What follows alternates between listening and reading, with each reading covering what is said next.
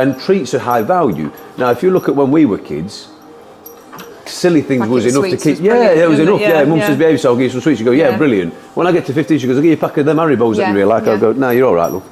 I'll go out with the pals now. Yeah.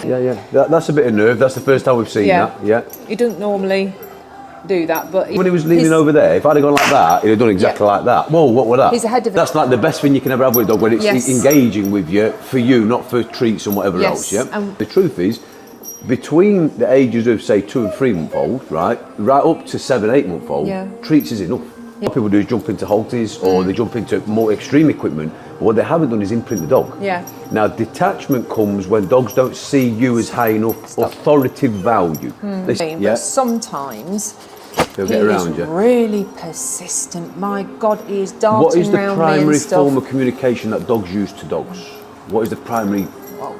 What is it? Bite force, isn't it? So, which is physical contact, Because dogs let off stress by 2 things. What are they? Walking is one, the other one? Sniffing.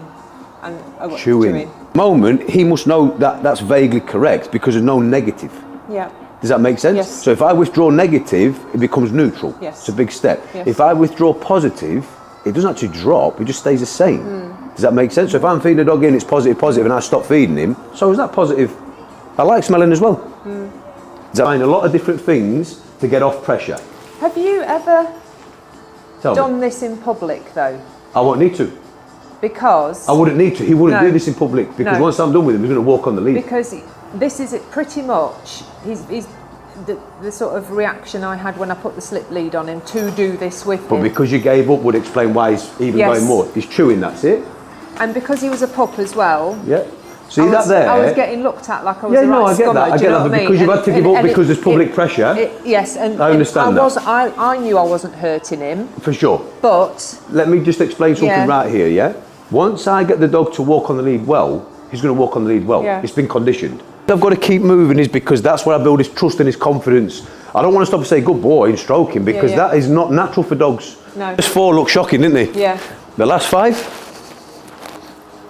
It looks like he's always walked on lead really well. It doesn't look any different all of a sudden. Massive difference.